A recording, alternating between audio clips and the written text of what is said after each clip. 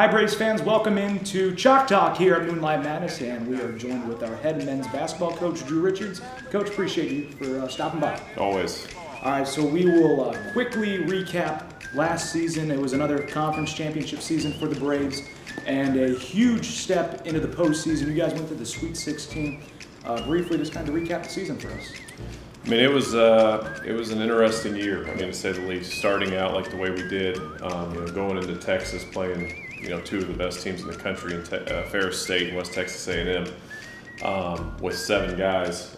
We had some injuries we fought early, and not just injuries for guys that were out for the year, but injuries for guys that were out for some games. So going down there with a small rotation and some new guys in that rotation was brutal to say the least. Starting 1-4.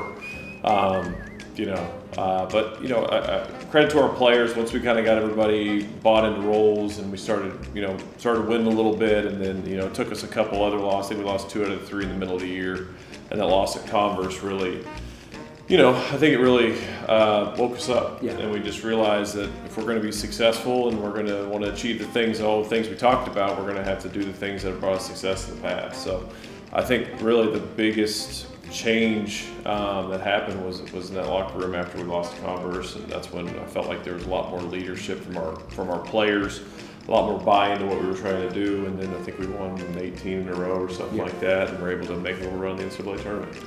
Obviously, it wasn't the results we were hoping for in the tournament, but first ever Sweet 16. Just talk about what it was like to get that far and be so close to going to Indianapolis.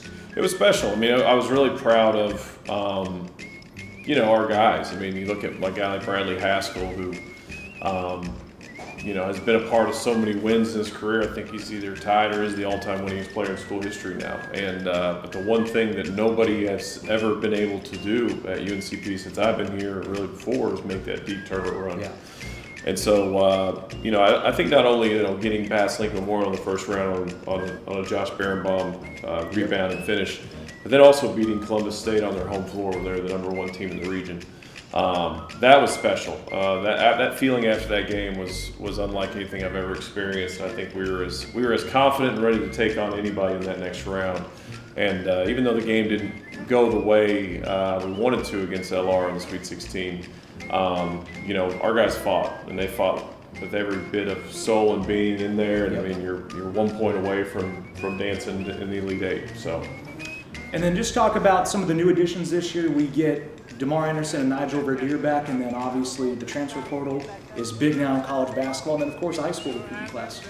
Yeah, I mean, it reminds me a lot of after Tyrell Kirk, Spencer Levi, Jordan Ratliff's senior year. We didn't really return any starters, I think, except for one. But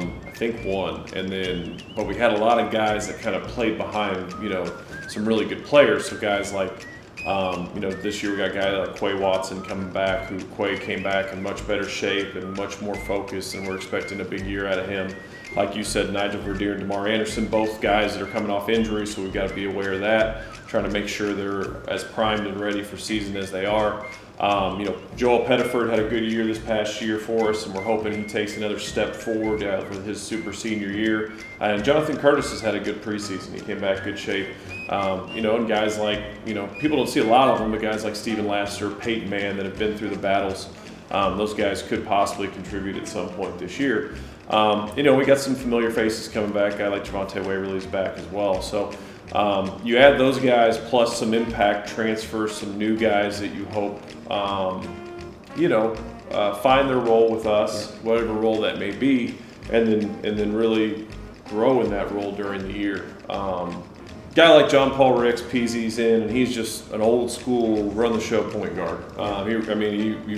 Since probably David Strother, we haven't probably had as true of a point guard as we have in PZ.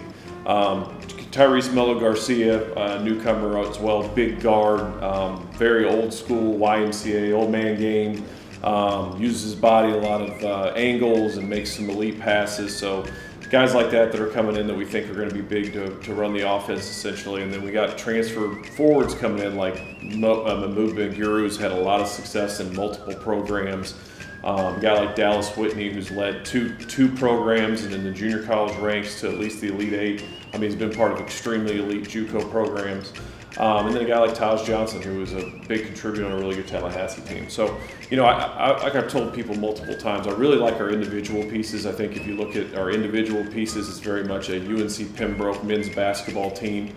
It's just how far do we step into grow together as a team instead of a collection of individuals. That's going to be my next question. How big do you think this season is taking that next step? We got very close last year, but this feels like a roster that can really springboard into something big this season. Yeah, I mean, it could do either way. I mean, you know, if you stay in a collection of individually talented players, you're not going to be very good. But if you become a cohesive team, then you got a chance to do some things. So, and the challenge for the team really, and our guys and our staff and everybody, is how long is it going to take before that cohesion happens? How long before we turn into a team instead of a group of individuals? Last year it took pretty much halfway through the year before that happens, and we had a bunch of returners.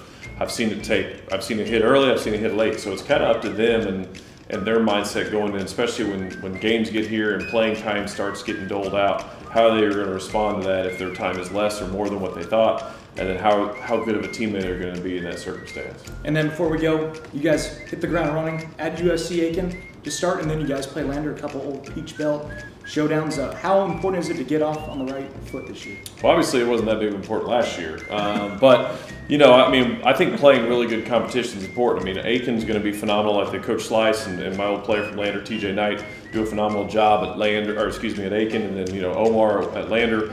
Those guys are always going to compete for the top of the Peach Belt. And then looking at, you know, other guys, Lenore Ryan, you know, that's who we lost to in the Sweet 16. Got them. We got the top 3 teams in the CIAA playing this year. So I know that we always want a challenging schedule. I'm kind of relieved we don't have to go on the road to play either Florida or in Texas this year, but nonetheless still have a very challenging schedule that should really expose us to some really good teams. Absolutely. Should be another very exciting year for UNCP basketball. Coach, appreciate you for stopping by. Thanks. Everybody enjoying Moonlight Madness, and we'll see you next time. Go Braves.